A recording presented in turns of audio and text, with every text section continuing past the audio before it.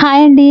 ఇలా netted cloth వచ్చిన blouse డిజైన్స్కి లోపల సైడ్ లైనింగ్ క్లాత్ను ఏ విధంగా అటాచ్ చేయాలో మీకు ఏమైనా ఐడియా ఉందా? ఐడియా ఉంటే ఓకే, ఐడియా లేని వాళ్ళు మాత్రం ఈ వీడియో మిస్ అవ్వకుండా చూడండి. పూర్తిగా మీకే అర్థమవుతుంది లోపల సైడ్ లైనింగ్ ఎలా వేయాలనేది. ముందుగా నేను నెక్ చుట్టూరు బోట్ నెక్ వచ్చింది కదా, నెక్ దగ్గర ఆ బోట్ నెక్ షేప్ లో అయితే రివర్స్ తీసేసుకున్నాను. లైనింగ్ చుట్టూరు జాయింట్ కుట్టు అయితే పెట్టేసుకున్నాను.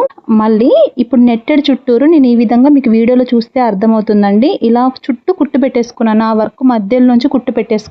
నెట్ కి అవుట్ లైన్ ఉంది, ఆ అవుట్ లైన్ చుట్టూరు అంటే ఆ డిజైన్ పై నుంచి నేను కుట్టు పెట్టేస్తున్నాను. ఈ విధంగా కుట్టు పెట్టానండి. మీకు రివర్స్ లో తిప్పిన తర్వాత క్లారిటీగా అర్థమైంది కదా. ఇప్పుడు ఆ నెట్టెడ్ క్లాత్ అడుగున దాన్ని కట్ కాకుండా ఓన్లీ లైనింగ్ క్లాత్ నే నీట్ గా ఈ విధంగా కట్ చేసుకోవాలండి. జాగ్రత్తగా కట్ చేసుకోవాలి. పొరపాటున నెట్ గనక కట్ అయిందో ఇక అంతే సంగతి. ఇలా నెట్ ఏ మాత్రం కట్ అవ్వకుండా జాగ్రత్తగా నీట్ గా కట్ చేసుకోవాలండి. ఈ విధంగా కట్ చేసుకున్న తర్వాత ప్రతి మూలలో ఇలా కటింగ్ ఇచ్చుకోవాలి. ఇలా కటింగ్ ఇవ్వడం వల్ల ఏంటంటే మనకి లైనింగ్ క్లాత్ ఇలా ఫోల్డ్ చేసి నేను పంపకం చేపిస్తానండి.